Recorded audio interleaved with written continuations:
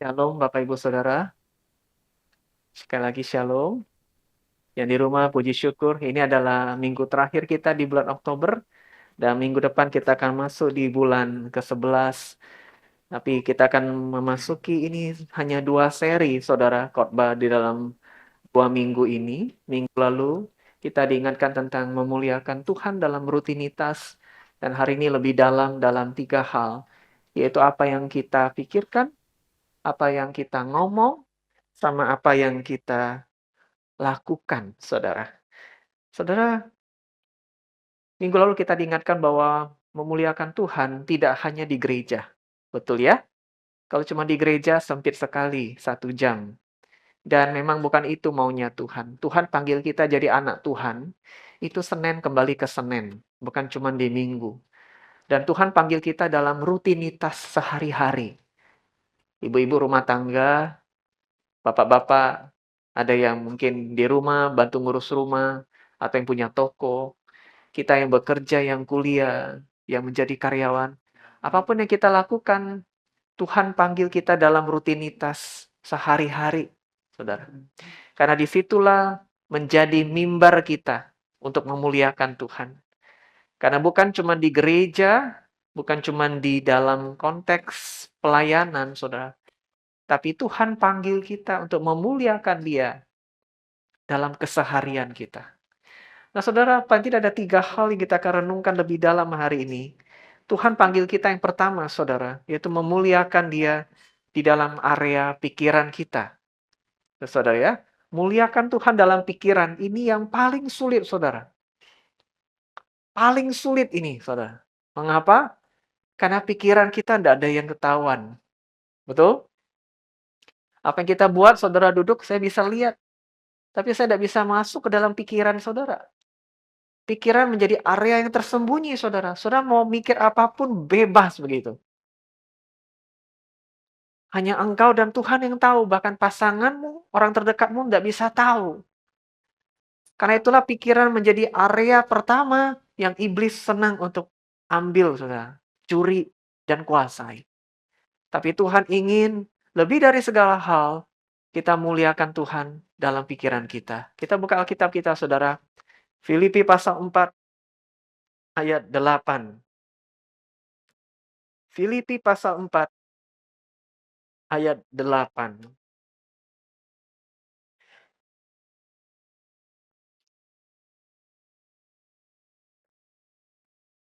Filipi pasal 4 ayat 8. Ini ayat yang terkenal, Saudara. Mengingatkan kita apa yang kita lakukan dengan pikiran kita, apa yang kita harus isi dengan pikiran kita. Saudara, kita baca bersama-sama. 1, sudah ketemu? Katakan amin. Ya, yang di rumah juga baca bersama dengan kita. 1, 2, 3. Jadi akhirnya, saudara-saudara, semua yang benar, semua yang mulia, semua yang adil, semua yang suci, semua yang manis, semua yang sedap didengar, semua yang disebut kebajikan dan patut dipuji, pikirkanlah semuanya itu. Apa yang kita isi dengan pikiran kita? Yang saudara baca barusan. Banyak ya, saudara ya? Ada berapa tuh saya hitung? Benar, mulia, adil, suci, manis, sedap didengar, disebut kebajikan, patut dipuji. 8. Bisa saudara isi dengan 8 hal ini setiap hari? Bisa?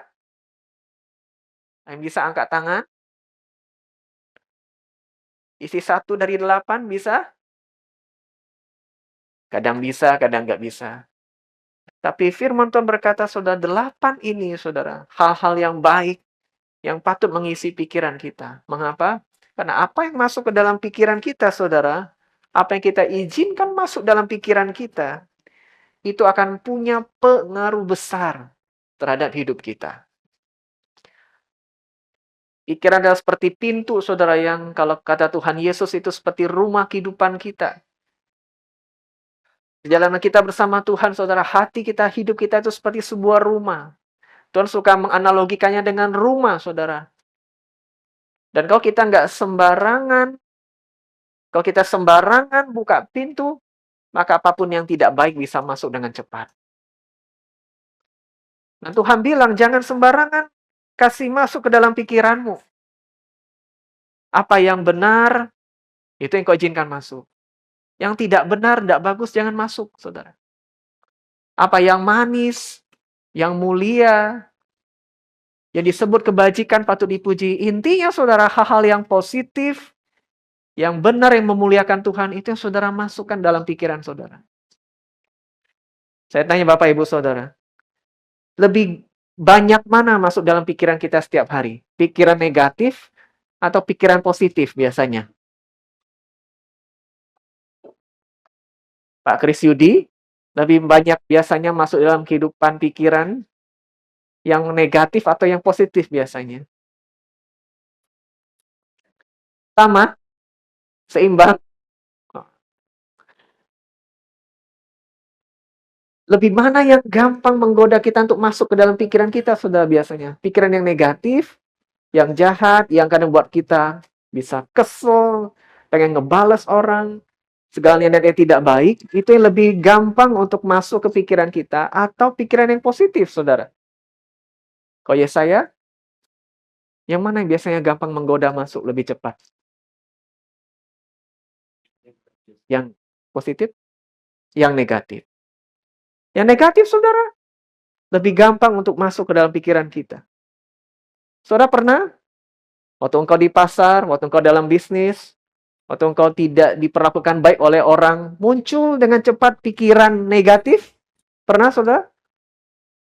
Saya pernah mengalami berapa kali. Nah, Tuhan Yesus mengajak saudara dan saya untuk memuliakan Dia pertama-tama dengan pikiran. Karena pikiran adalah starter awal, pemicu awal dari tindakan kita. Saudara bisa duduk di gereja hari ini, mengapa? Karena pikiran kita sudah memutuskan, mungkin pagi tadi atau kemarin, pokoknya aku mau ibadah hari ini. Dimulai dari pikiran, maka hadirlah saudara di sini. Saudara mengizinkan hal yang baik, itu pimpinan Roh Kudus untuk saudara datang ke gereja, saudara datang hari ini duduk di sini. Kalau saudara mau pulang, saudara sudah punya rencana. Pokoknya aku pulang, aku mau marahin suami aku. Ya, sudah bangun kesiangan, tidak kasih nafkah, pokoknya pulang, tidak ada urusan yang lain, aku mau marahin suami aku. Apa yang terjadi, saudara? Waktu saudara pulang, hal pertama yang saudara taruh barang, beres-beres, saudara marahin suami saudara. Mengapa? Sudah diniatkan di pikiran. Saudara hari ini duduk di dalam ibadah ini, mendengarkan khotbah. Tapi belum tentu pikiran saudara benar-benar lagi dengerin firman nih sebenarnya. Mata lihat musuh di depan, tapi belum tentu, saudara. Jangan-jangan saudara lagi mikirin orang lain. Mata lihat boleh lihat ke depan. Tapi pikiran belum tentu. Betul? Nah, hati-hati dengan apa yang kita izinkan. Saudara, banyak kasus, kadang-kadang kita nonton berita. Dengarkan. Banyak kita nonton berita, banyak kejadian pembunuhan ngeri-ngeri, saudara ya. Selalu ada berita mengerikan di Indonesia, di luar negeri. Di mana kita bisa takut, saudara. Orang membunuh mulai dari mana, saudara? Dari pikiran. Orang korupsi mulai dari mana?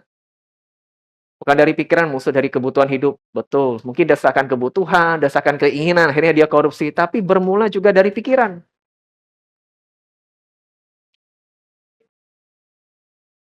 Ada beberapa kejadian viral, ada yang siram air keras, akhirnya posting viral, heboh itu, saudara. Saudara ada nonton itu, postingan-postingan, podcast? Itu dari mana orang berniat begitu? Itu ada cerita karyawannya nggak suka ditegur oleh atasannya. Akhirnya dia pakai, ambil air keras, dia siram wajah atasannya. Itu kan ngeri-ngeri, saudara. Dimulai dari mana? Dari pikiran. Nah, kita yang kenal Tuhan tidak menjamin pikiran kita kebal dari dosa, saudara. Tidak ada yang bisa menjaga pikiran kita. Tuhan sendiri memanggil kita, hati-hati. Apa yang kau isi itu akan menentukan. Setiap hari ada dua pilihan. Mau pikiran yang benar atau pikiran yang tidak benar. Mana yang kita izinkan masuk, saudara? Semakin bersih dan benar pikiran kita, cara pandang kita pun akan ikut benar. Amin. Semakin bersih dan benar pikiran kita, semakin cara pandang kita akan ikut benar. Saudara, Tuhan Yesus menunjukkan pentingnya mata itu dianalogikan sebagai pelita, saudara. Mata, kata Tuhan Yesus, adalah pelita tubuh. Cara pandang, point of view, cara pandang. Kalau cara pandangmu baik, pikiranmu baik, kata Tuhan, maka teranglah seluruh tubuhmu. Tapi jika cara pandangmu jahat, maka gelaplah seluruh tubuhmu. Nah, saudara, jangan-jangan hari-hari ini kita mungkin tidak menjalani kehidupan yang baik karena kita tidak menjaga pikiran kita. Kita harus hati-hati dengan apa yang kita baca di media sosial, saudara. Karena tidak semua media sosial itu vitamin. Ada banyak di antaranya juga sampah dan racun, saudara. Saudara harus tahu itu. Ya, tidak semuanya vitamin, tidak semuanya dari Tuhan. Dan kalau kita tidak sembarang, kalau kita tidak hati-hati, bahaya. Tapi waktu kita hidup dekat dengan Tuhan, dengan firman-Nya, kita pegang janji Tuhan, pegang pengharapan Tuhan.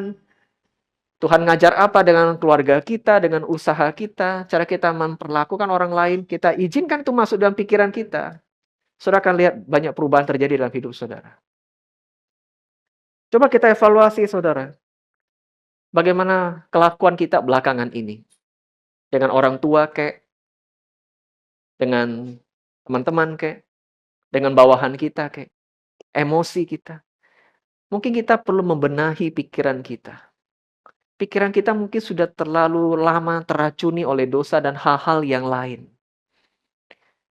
Berapa banyak kita baca firman, lebih banyak daripada media sosial yang lain, saudara. Waktu kita dekat dengan Tuhan, kita biarkan Roh Kudus bekerja, Tuhan mengisi kita dengan firman-Nya. Saudara akan melihat cara pandang saudara pun akan lebih baik dan benar. Masalah boleh datang, tapi saudara akan positif menghadapinya. Amin. Masalah yang sama, tapi waktu dilihat dengan cara pandang yang berbeda, satu pikiran dari Tuhan, satu pikiran yang putus asa dari dunia, responnya, hasilnya akan berbeda, saudara. Nah, mari kita jaga pikiran kita, saudara. Tidak ada yang bisa diupahi, disuruh untuk menjaga pikiran saudara. Hanya kita sendiri bisa jaga bersama Tuhan. Nah, muliakan Tuhan dengan pikiran kita, saudara. Jaga itu setiap hari. Hal-hal yang kotor, yang berdosa, saudara singkirkan. Biarkan Yesus menjadi raja dalam pikiran kita. Waktu kau punya pergumulan, kan itu pikiran dulu, saudara. Tuhan harus buat apa ini? Saya maju atau mundur? Saya hadapi atau enggak? Saya harus temu orang ini atau enggak? Itu pikiran, saudara. Saudara kesel, mungkin mulai timbul benih iri hati, benih kemarahan. Kadang iblis itu begitu cepat loh, saudara. Iblis itu begitu cepat kadang menawarkan hal-hal yang jelek itu cepat sekali. Nah, saudara harus pikirkan, ini kalau enggak dari Tuhan, saya harus buat apa? Harusnya tolak nih. Nah, saudara jangan ladenin. Semakin ladenin, semakin terperosok. Jaga pikiran ini, saudara. Memang paling susah. Tapi begitu pikiran ini benar, bagus, saudara akan lihat kehidupan saudara diberkati Tuhan. Saudara, kita sering kagum dengan orang-orang sukses di dunia ini. Betul? Saya pun sering kagum. Ada orang-orang, pengusaha-pengusaha, saya lihat ini hebat sekali ya. Kalau saudara temuin mereka, bahkan nih orang yang tidak kenal Tuhan pun, mereka punya cara pandang yang positif. Kita yang punya Tuhan, saudara akan nyanyikan tadi, Yesus yang besar, ya, Yesus yang ajaib, Yesusku peduli, dia punya rencana yang indah. Nah, waktu saudara punya pemahaman tentang Tuhan demikian, pengaruh dengan pikiran saudara seharusnya. Problem sesusah apapun, aku hadapi, aku face, aku hadapi dengan Tuhan. Nah, mari jaga pikiran kita, hai Bapak Ibu, kita yang tua muda, kita jaga bersama di hadapan Tuhan. Yang kedua, saudara, panggilan Tuhan, bicara soal muliakan Tuhan dengan perkataan kita.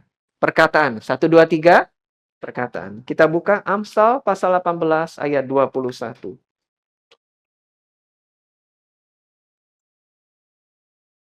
Amsal pasal 18 ayat 21.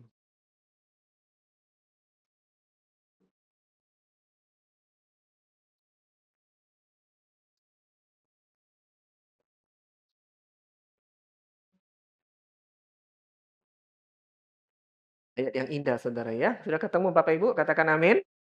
Yuk kita baca bersama-sama. Satu, dua, tiga. Hidup dan mati dikuasai lidah. Siapa suka menggemakannya akan memakan buahnya. Saudara, saudara setuju tidak dengan ayat ini? Hidup dan mati dikuasai lidah. Bapak Ibu setuju nggak ini? Masa sih begitu? Harusnya hidup dan mati itu dikuasai oleh pekerjaan kita. Kalau pekerjaan kita lagi seret, nggak dapat cuan, mati kita. Tapi ayat ini berkata, enggak loh. Bukan bicara soal keuangan, bukan bicara bahkan soal kesehatan, tapi hidup dan mati orang itu dikuasai lidah, Saudara.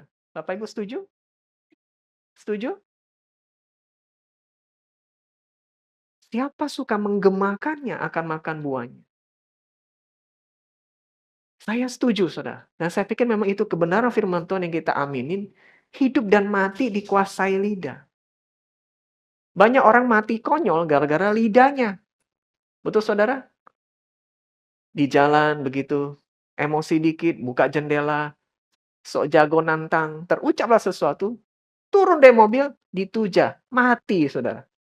Betul? Gara-gara apa, Saudara? Lidah. Betul ya? Betul, Saudara? Itu gampang kita temukan kejadian. Pernah juga, saya ingat nih kisah yang mengerikan, Saudara ya, di kota mana begitu. Jadi ada seorang karyawan, dia bunuh bosnya. Woi, musuh hari ini ceritanya serem-serem nih, bunuh-membunuh. Ini kan berhubungan dengan ayatnya tadi, Saudara ya, hidup dan mati. Jadi dia bunuh atasannya, Saudara. Atasannya itu dibunuh ngeri lagi, dia kesel sekali dengan atasannya ini, Saudara. Dibunuh dengan cara dicor, Saudara. Wah, itu kejamnya ini ya, pembunuhannya. Waktu diwawancara, "Kenapa kau kejam nian dengan bosmu itu? Kalau nggak bunuh, bunuh normal lah." Tapi dicor di dalam semen sampai polisi harus bongkar itu ya, dibobok untuk keluarkan jenazah. Saudara tahu kenapa? Bos saya kelewatan, dia bilang. Ngomongnya itu nyakitkan hati sekali dengan kami, terutama saya. Dikata-katain binatang, dikasar-kasarin. Memanglah kita ini kan orang bawahan, kerja kerja gitu. Buat salah pasti pernah, tapi dikata-kata, dikasari. Apa yang terjadi, Saudara? Dia dendam. Dan bosnya itu pikir biasa-biasa saja. Berujung maut gara-gara lidah. Nah, Saudara yang punya bawahan, hati-hati. Ya, kita nggak pernah tahu, Saudara. Kita ini mulut mungkin namanya bos, kita pikir kita punya wewenang untuk selalu tegur bawahan. Ya, tapi kita harus jaga-jaga. Makanya saya tegur, kok Afat, Fang-Fang, saya nggak pernah keras-keras, Saudara. Satu hari saya dicor nanti. Pelan-pelan, baik-baik dalam nama Tuhan Yesus ya, ngomong baik-baik sama mereka.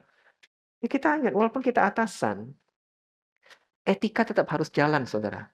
Mengapa? Satu hari dia berhenti, dia nggak jadi bawahan kita lagi. Betul? Dia jadi orang biasa. Nah, dia ingat. Jadi kalau kita mau marah, kira-kira hidup dan mati dikuasai lidah. Banyak juga kasus berita istri bunuh suami. Bukan suami baru atau apa, benar-benar suaminya. Ditanya, "Kenapa?" Sakit hati dengan bukan istri bunuh suami, suami bunuh istri, Saudara. "Kenapa kau bunuh istrimu?" Waduh, ada ucapan istri itu nyinggung harga dirinya. Sambil ambil pisau, aduh dah nggak usah lanjut lagi lah ini, banyak adegan pembunuhan, Saudara ya. Ngeri-ngeri pokoknya, tapi betul dimulai dari lidah.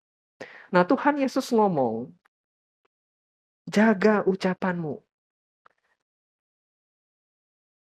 Tuhan dimuliakan juga lewat lidah kita, Saudara. Jadi sebelum kita berucap, think first, pikir dulu baik-baik. Tuhan Yesus berapa kali dijebak, Saudara, supaya ketahuan salahnya. Waktu ada perempuan berzina, Tuhan lempar batu atau enggak ini wanita? Kalau hukumnya lempar batu dia mati, tapi kalau dilempar Tuhan nggak punya belas kasihan. Nah, dilema ini saudara, maju kena, mundur kena. Lalu Yesus langsung jawab, Yesus tahu ini taruhan nyawa, nggak boleh main-main. Yesus diam, jongkok tulis di tanah. Apa yang Yesus sampaikan saudara? Sebelum ngomong, pikir baik-baik. Karena yang kau ngomong bukan hanya berdampak bagi dirimu, tapi juga bagi orang lain. Mari kita buka lagi satu bagian firman Tuhan. Efesus pasal 4 ayat 29. Bapak Ibu buka.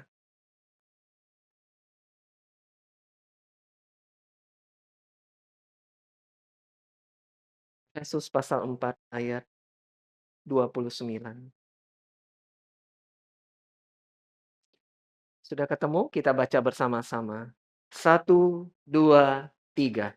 Janganlah ada perkataan kotor keluar dari mulutmu, tapi perkataanlah perkataan yang baik untuk membangun di mana perlu, supaya mereka yang mendengarnya beroleh kasih karunia. Jangan ada perkataan yang kotor, kata firman Tuhan, tapi what you say, apa yang kau katakan, kata-kata yang kau pakai untuk ucapkan itu membangun. Yang mendengarnya beroleh kasih karunia. Nah, saudara muliakan Tuhan. Waktu engkau ingin muliakan Tuhan, bukan hanya nyanyian pujian 4 lagu di gereja. Bagus enggak. Tapi selepas ini engkau ngomong kasar, kata-kata melukai engkau ucapkan. Tidak cocok, saudara. Tapi Tuhan ngomong, jaga mulutmu. Ucapkan yang membangun. Jangan, ini kalimat saya, saudara. Jangan karena alasan demi kebaikan. Kita tidak bisa bedakan ucapan yang tegas dan yang kasar. Menurut Bapak Ibu, ada perbedaan antara ucapan yang tegas dan yang kasar? Ada? Ada. Bedanya besar sekali. Ucapan yang tegas, waktu diucapkan, Tuhan Yesus pun berapa kali ngomong tegas, saudara, dengan murid-muridnya, dengan orang Farisi. Tegas, saudara. Allah pun sepanjang perjanjian lama, perjanjian baru, di Allah yang tegas, saudara. Tapi Tuhan Yesus tidak kasar, saudara. Tegas itu yang dengar mungkin tidak nyaman, tapi tidak merasa direndahkan. Kasar itu merendahkan. Itu bedanya, saudara. Nah, jangan alasan, ya aku ini demi kebaikan lah. Walaupun mulut aku nih kasar, biar aku nih hatinya baik. Saudara sering dengar kalimat begitu ya? Tidak, saudara. Kasar ya kasar. Dan Tuhan ingin kita muliakan dia, bisa bedakan itu, saudara. Jangan juga atas nama keterbukaan, kita bebas ngomong sesuka hati tanpa pikir akibatnya. Kita ini kan terbuka ya, teman ya, komsel ya, rumah tangga ya, terbuka. Lalu akhirnya bebas ngomong sesukanya tanpa pikir nanti nyakitin tidak hati orang ini. Atas nama bercanda. Lalu kita seenaknya ngomong atas nama keterbukaan. Tidak bisa, saudara. Seterbuka-terbukanya kita harus kontrol namanya lidah kita. Susah loh, saudara, kontrol lidah ini. Betul ya? Tapi Tuhan ingin kita muliakan dia. Hindari, saudara, ucapan yang menyindir. Tapi menyindirnya tidak membangun. Ada di antara saudara, orangnya suka menyindir. Menyindir suami, nyindir istri. Ada? Suami tidak mandi-mandi, lalu disindir.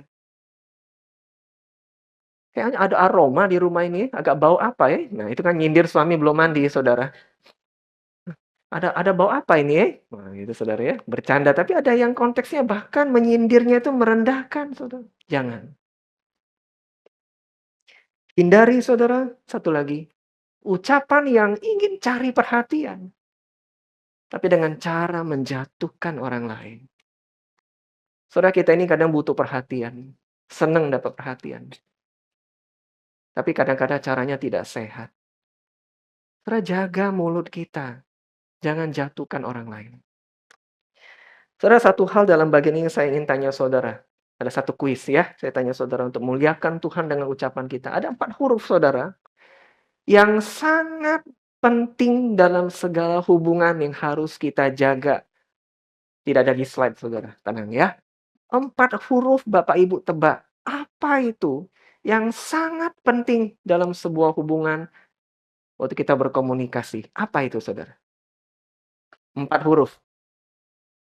Panas? 4 huruf. Wah, yang bisa tebak hebat ini.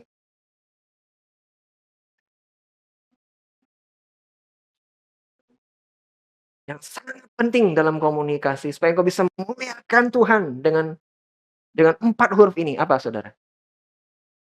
Maaf, bukan. Walaupun itu penting. Ini bicara soal how you talk, bagaimana engkau bicara, suaramu. 4 hal ini sangat penting. 4 huruf ini sangat penting, saudara. Apa? Nada. Tepuk tangan, saudara.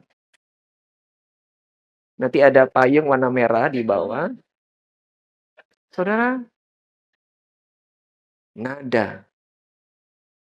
Saudara kalau ngomong lebih banyak nada tinggi atau nada rendah? Saya ambil peragaan, boleh ya? Bapak Ibu, saya ambil contoh ya. Boleh ya? Kita ambil peragaan. Siapa orang di ibadah ini yang kelihatannya paling sabar, saudara? Wanita. Saya rasa tidak ada lagi yang lebih sabar di ruangan ini kecuali Ibu Sutian ya. Cek Sutian boleh nggak sebentar aja ke sini? Musa dan siapkan mic satu. Siapa di ruangan ini orang yang paling seru? Saya rasa tidak ada lagi selain Marcel. Ibu Sutian pinjam sebentar ke Adam, sebentar saja. Musa ada peragaan. Marcel, sebelah sini. Satu saja mic-nya, saya pinjam satu. Saudara lihat Bapak Ibu ya. Oke, sorry sini. Iya, sebentar aja. Saya pikir-pikir ini baik. Marcel sini. Saudara, saya akan minta ini, ini contoh saudara ya, jangan anggap serius. Anggap saja C. Sutian akan bicara dengan nada yang rendah. Marcel dengan nada yang tinggi. Nah, ini ceritanya, saudara perhatikan. Mereka akan baca satu hal yang sama. Saudara, saya tidak akan mengubah. Ini cerita suami pulang larut malam tidak kasih kabar. Saudara mau mulai dari yang rendah dulu atau yang dari yang tinggi dulu? Kita mulai dari yang rendah dulu, saudara. Cece baca, ini seakan Cece pura-pura musuh lah jadi suami. Baca dengan sabar. betul juga ya. Cece pegang. Boleh saya. Nah, Cece dengan nada rendah. Sorry ya. Saya mau sama HP ya. Iya, oke. Papa, kenapa pulang malam enggak kabarin? Mama ini Khawatir kalau nggak ada apa-apa. Aduh, Coba kalau ada kenapa. Kan tidak sulit telepon kabarin dulu. Ini juga sudah malam sekali. Udah ya. Puji Tuhan. Tetap di sini. Agak tenang saudara. Untuk seandainya saya jadi suami, seandainya tidak akan emosi. Oh ya, saya akan jelasin baik-baik. Sekarang kita dengan nada yang tinggi saudara. Maksudnya boleh hayati sehayat-hayatnya. Ini nada yang tinggi.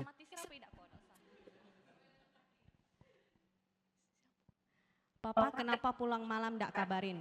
Mama nih khawatir, takut ada apa-apa. Nah, aduh coba kalau ada kenapa. Kan sulit, tidak sulit tolong kabarin dulu. Ini juga sudah malam sekali. Terima kasih Marcel, Sutian, silakan duduk kembali. Beri tepuk tangan untuk dua rekan.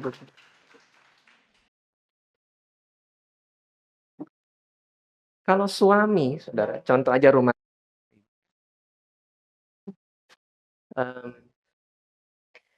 Pulang-pulang capek, nggak sempat jelasin, dengar nada tinggi, kira-kira gimana, saudara? Sudah capek, belum mandi, belum sempat jelasin, lalu dapat nada yang tinggi, tadi kurang tinggi sebenarnya, saudara, ya, bisa lebih tinggi lagi. Saya tanya, Trisnadi, kalau andai kata kamu jadi suami, istrimu Seperti itu. Bagaimana? Kesal. Ferry, pergi lagi. Betul, pulang. Pusing, baliklah capek, pergi lagi ya. Irwan, lah capek, sempat jelasin, dapat nada yang tinggi dari Fanny. Wah, keras loh.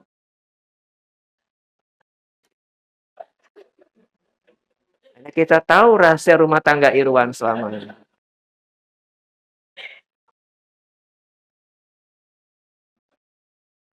Yang lebih berumur kita tanya, kok ya saya? Kalau kira-kira begitu kok. Capek belum sampai jelasin, adanya tinggi-tinggi kemana-mana. Kesal gak kok? Kesal ya? Tapi dibalik, dapat. Istri pasti kesal sudah pulang udah dapat kabar, sudah malam, capek-capek tungguin betul. Tapi dia tetap, dia kesal, tapi dia ngatur nadanya. Kayak tadi. Ferry tak pergi lagi? Tidak. Merapat. Bata Trisnadi? Tetap tenang. Nah, saudara, kita perlu perhatikan ini. Ya, nada. Saudara kalau memuliakan Tuhan dengan ucapan, ini penting, saudara. Emosi yang dicampur dengan nada yang tinggi, hasilnya biasanya tidak baik. Waktu engkau sedang rapat karyawan, kami pun rapat hamba Tuhan kadang-kadang bisa tinggi. Satu tinggi, satu harus rendah, saudara. Nggak boleh tinggi semua. Bisa ribut nanti. Kita rapat, tapi nggak bisa lah musuh. Masa orang emosi ngomongnya flat-flat. Betul, saudara. Tapi kita harus kendalikan.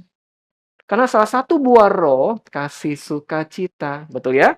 Damai sejahtera, sabar, murah hati, baik dan setia, lemah lembut dan penguasaan. Nah ini saudara, penguasaan diri. Kontrol nada, saudara. Muliakan Tuhan dengan kontrol, saudara. Dan saudara akan lihat hasil yang berbeda. Yang terakhir, saudara, muliakan Tuhan dengan tindakan kita. Kita buka satu lagi ayat yang terakhir yuk. Matius pasal 5 ayat 16. Matius pasal 5 ayat 16.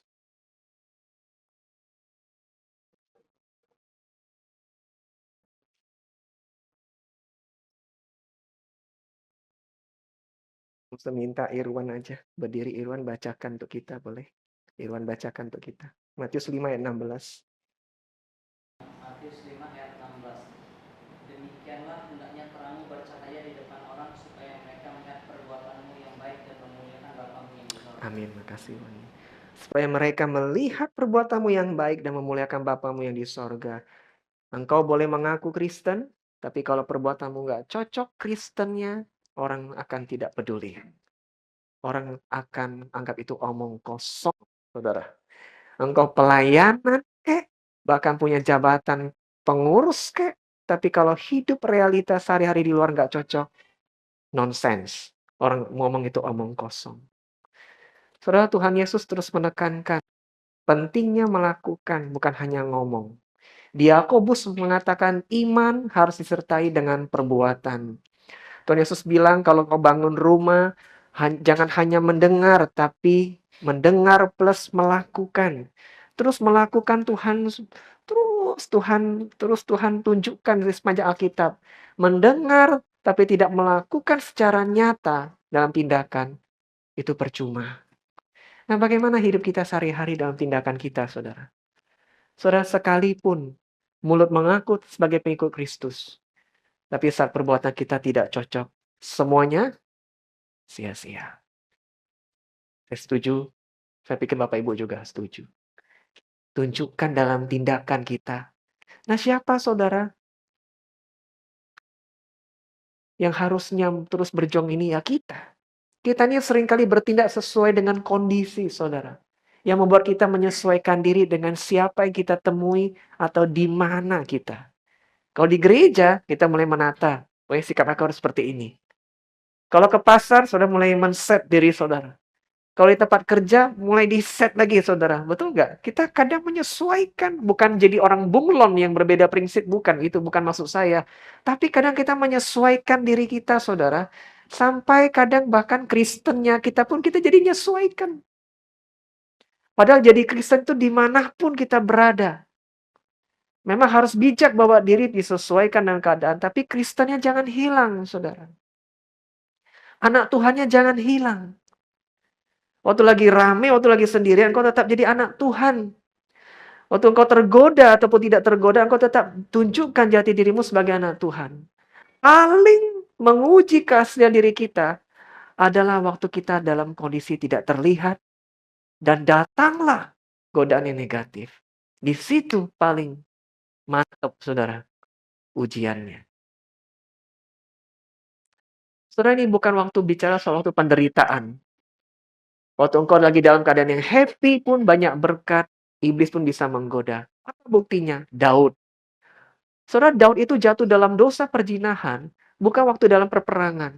Tapi waktu dia lagi jalan-jalan santai, saudara. Tidak ada kerjaan. Lagi santai ceritanya Daud. Lagi santai-santai jalan. Sendirian ini ceritanya.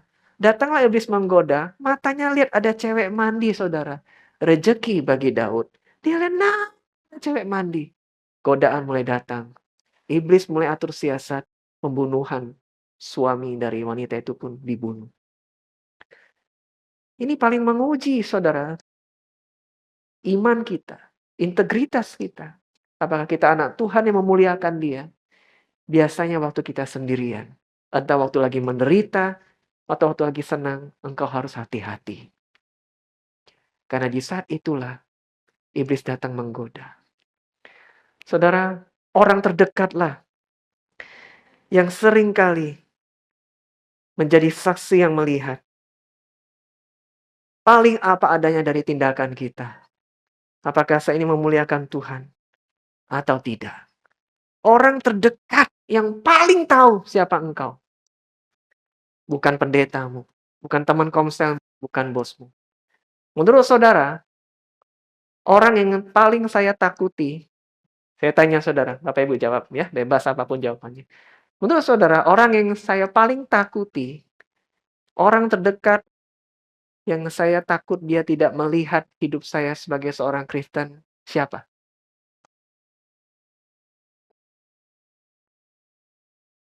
Siapa saudara? Saya saudara, bukan saudara dulu, saya dulu ya. Orang terdekat yang saya paling takuti, dia tidak lihat saya sebagai seorang anak Tuhan yang sungguh-sungguh. Siapa saudara? Saya saudara. Yang paling besar. Yang paling kecil belum mengerti, puji Tuhan dia tidak apa-apa tidak ngerti. Yang paling besar sudah ngerti saudara. Papa nih sama atau enggak hari Minggu sama hari Senin. Emosi papa bagusnya di Minggu atau di Senin. Saya tidak selalu dalam keadaan yang baik, saudara. Emosi saya Senin sampai Sabtu. Nah, saya terus bergumul. Saya bilang begini sama Tuhan.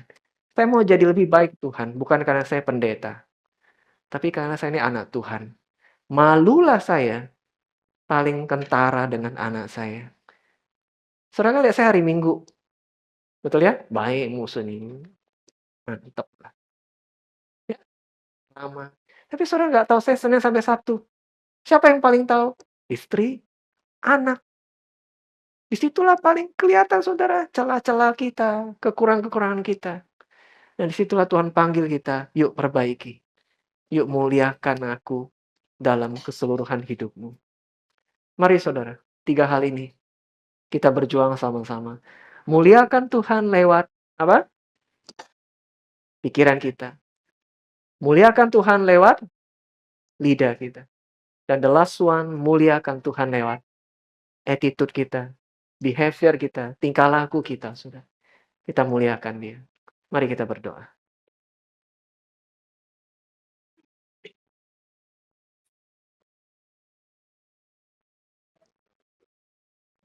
Bapak Ibu ambil waktu sebentar renungkan firman Tuhan ini.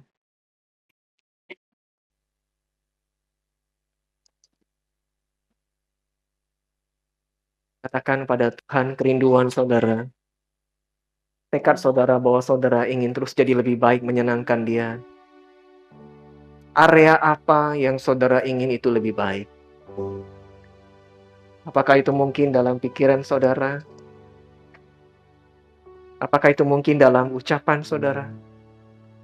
Apakah itu mungkin dalam tingkah laku saudara? Engkau yang paling tahu. Mari datang pada Tuhan Yesus. Tuhan sudah mengasihi kita dengan begitu besar pengorbanannya, hidup kekal yang diberikannya. Balaslah dia dengan memuliakan dia. Ambil waktu sebentar saudara berdoa.